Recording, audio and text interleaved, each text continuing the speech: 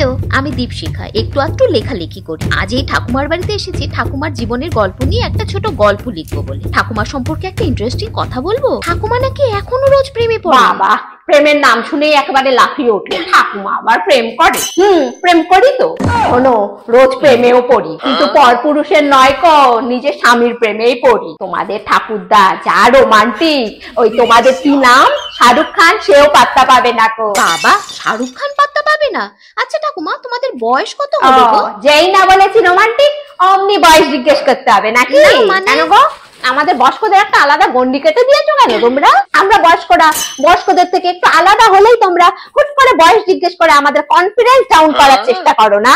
এত হিংসা কেন তোমাদের মনে? শোনো, বয়স হচ্ছে একটা সংখ্যা, বুঝলে? কি শুনবে বলো? আমরা এখনো একসঙ্গে ঘুরতে যাই, একসঙ্গে সিনেমা দেখি, ডিনার ডেটে যাই, বাড়িতে মাঝে মধ্যে ক্যান্ডেল লাইট ডিনার করি, আমরা এখনো রোজ চুমু খাই, আমরা এখনো। আর কিছু বলতে হবে না, কিছু আমি জানতে চাইনি তোমাদের পার্সোনাল ব্যাপার। কেন শুনতে পাচ্ছে না? শোনো বেশি করে, শুনবে, জ্বলবে, লুচির মতো ফুলবে। ঠাকুমা, আমি একেবারেই জ্বলবো না। আমার তো খুব দারুণ লাগছে এই বয়সে এসেও, না মানে এখনো তোমরা একে অপরকে এত ভালোবাসো দেখে। তুমি না হলে কি হবে? অনেকেই আছে উল্টো পাল্টা প্রশ্ন করে, তাই বলছিলাম আর কি। ঠিক আছে, তুমি তোমার কাজ শুরু করো, বলো কি জানতে চাও? তোমাদের এই বাড়িটা তো দেখছি অনেক বড়। এত বড় বাড়িতে তোমরা দুজন একা থাকো? এই বাড়িতেই থাকি, তবে একা নয়, দুজনে থাকি। একা হলাম কি করে? দোকা থাকি বলো। ও হ্যাঁ হ্যাঁ, দোকা থাকো। ছেলে মেয়ে তো আছে নিশ্চয়? সব আছে, ছেলে আছে, মেয়ে আছে, নাতি নাতনি সবাই আছে। ও, সবাই আছে, এ তো খুব ভালো কথা। তো সবাই আছে, তবু তোমরা দুজনে একা থাকো কেন? মানে দোকা থাকো কেন?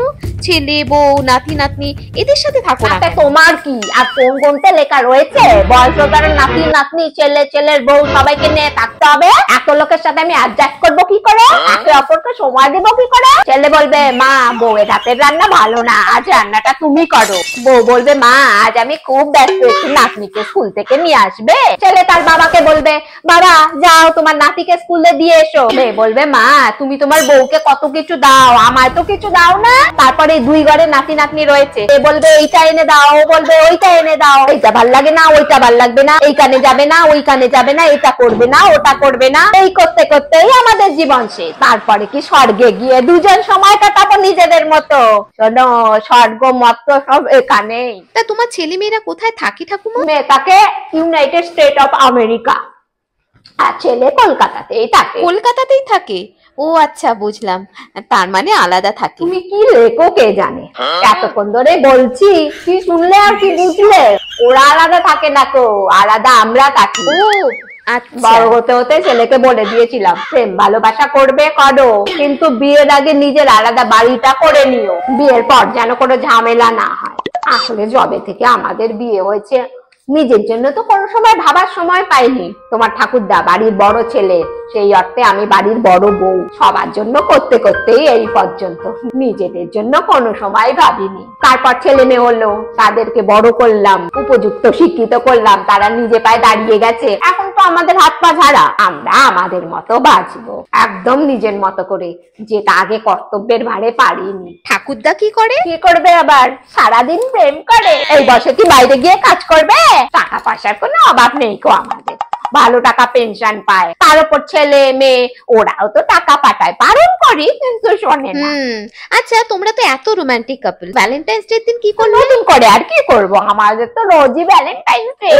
রোজই ভ্যালেন্টাইন্স ডে? তাহলে রোজ কি করো সেটাই শুনি। করি না সেটা জিজ্ঞেস করো। আমরা এখনো একতলাতেই ভাত খাই, একসঙ্গে জড়িয়ে ধরে না শুলে আমাদের ঘুম আসবে না। আর তোমার ঠাকুরদার বুকে মাথা রেখে ঘুমোনো পৃথিবীর সবচেয়ে শান্তির ঘুম। আর একটা মজার কথা বলবো, আমরা তো একসঙ্গে মাঝে মাঝে চানও করি। বলছো গো?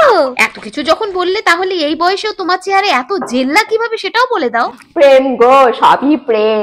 রোজই যে নতুন করে প্রেমে পড়ছি। একজনের প্রেমে এত বারবার করে পড়া যায়? তো বিয়ের আগে থেকে পড়ছো না বিয়ের পর? বিয়ের আগে থেকেই। আমাদের তো লাভ ম্যারেজ। Love marriage? তাহলে বলো কিভাবে লাভ হলো? এই 42-43 বছর আগের কথা। আমার এক জ্যাঠুতো দাদার বন্ধু ছিল, বুঝলে? জ্যাঠার বাড়ি যেতাম, তখনই দেখা হলো, তারপর ভালো লাগা, ভালোবাসা, এই আর কি। তারপর কবে মনে হলো যে একে অপরকে বিয়ে করা উচিত? দেখো বাবু, তখন এত উচিত অনুচিত এইগুলো আমরা বুঝতাম না। প্রেম করেছি তাকেই বিয়ে করবো এটাই জানতাম। তবে একদিন একটা ঘটনা ঘটেছিল বলছি। বলো। আমি তো বরাবরই একটু গান টান গাই, তো ছাদে দাঁড়িয়ে গান গাইছিলাম। সে সময় তিনি যে পেছন থেকে চুপটি করে শুনছে সেটা তো আমি জানতাম না। গান শুনতে শুনতে অজান্তে আমার পেছনে এসে আমার হাতটা চেপে ধরেছিল। সাথে সাথে দুজনের শরীরেই যে শিহরণ জেগেছিল।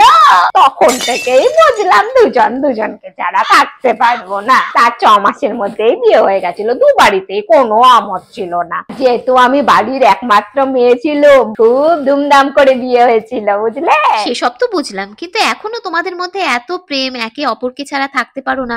সবাইকে দূরে সরিয়ে দেবে কিন্তু একে অপরের থেকে দূরে যাবে না, এসব তো সাধারণত দেখা যায় না। একে অপরকে এত ভালোবাসার কোনো কারণ তো নিশ্চয়ই রয়েছে, বলো? নিশ্চয়ই আছে। আমার প্রতি ওর শ্রদ্ধা, আমার প্রতি ওর বিশ্বাস, আমার প্রতি ওর ভালোবাসা, আর সবচেয়ে বড় জিনিস স্বাধীনতা, যেটা সবার খুব প্রিয়। ওর সঙ্গে থেকেও আমি স্বাধীনভাবে বাঁচতে পারি, স্বাধীনভাবে চলতে পারি, স্বাধীনভাবে খেতে পারি, স্বাধীনভাবে কথা বলতে পারি। এই বয়সে এসেও নিজের মতো করে বাঁচতে পারি। কারো কোনো ক্ষতি করছি না, কিন্তু কে আমাদের সম্পর্কে কি ভাবছে সেটা না ভেবে নিজেদের ইচ্ছে মতো এখনো বাঁচতে পারি। নিজের ইচ্ছে মতো বাঁচতে কজন পারে? আমি পারছি। কেন জানো? এই মানুষটার জন্য। হাতের 5টা আঙ্গুল যেরকম সমান নয়, পরিবারের সব লোকও সমান হয় না। কত রকম লোকজন, কত রকম আত্মীয় স্বজনকে নিয়ে সংসার করেছি, কিন্তু আজ অব্দি কেউ আমায় অসম্মান করতে পারেনি গো।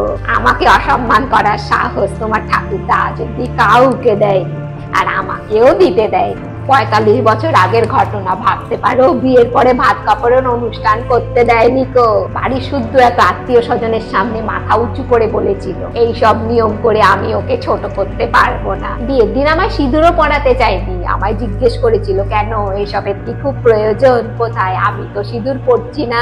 আমি কানে কানে বলেছিলাম সিঁদুর পরতে আমার ভালো লাগে, তখন গিয়ে পরিয়েছে। ও পুরোপুরি নাস্তিক আর আমি আস্তিক, কোনোদিনও পুজো আর্চা করিনি। আর আমার দিন শুরু হয় পুজো দিয়ে, কিন্তু এসব নিয়ে আজ অব্দি কোনোদিন আমাদের মধ্যে ঝামেলা হয়নি। আমার পরিবারকে সব সময় নিজের পরিবারের মতোই ভালোবেসেছে। সবার সাথে সাথে আমি কোনটাতে ভালোবাসি সেটারও খেয়াল রেখেছে, আজও রাখছে। এবার বলো, এরকম মানুষ জীবনে থাকলে অন্য পুরুষের দরকার হয়?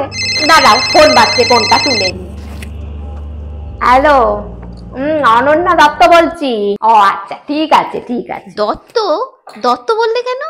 আমি তো শুনেছিলাম ব্যানার্জি। তোমার ঠাকুরদা ব্যানার্জি, আমি দত্ত। তার মানে তুমি দত্ত টাইটেলটা আমার খুব প্রিয়। জন্মের পরই পেয়েছিলুম তো।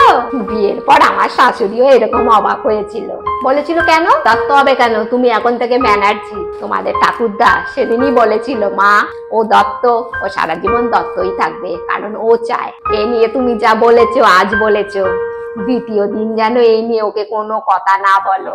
সত্যি যত শুনছি তত অবাক হচ্ছি। তবে ঠাকুমা, বোঝাপড়া, এত সম্মান, ভালোবাসা এসব তো একতরফা হয় না।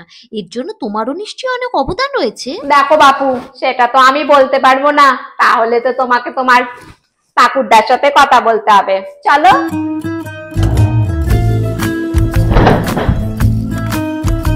হ্যালো দাদু, কি করছো? এই কাপড় শুকোতে দিচ্ছি। গিন্নি আবার এই কাজটা করতে না একদম পছন্দ করে না। একটা ছোট রুমাল কাচলেও আমার জন্য রেখে দেয়। আচ্ছা, আর এই যে এত কাচাকুচি, এগুলো সব তুমিই করো বুঝি? না না, ওই কাজটা আমায় করতে দেবে? আমার আবার একটু ঠান্ডা লাগার ধাত আছে তো। ও আচ্ছা। ও কাছে, আমি শুকোত দিই। বাহ। ওই দেখো মাছরাঙা। মাছরাঙা কোথায়?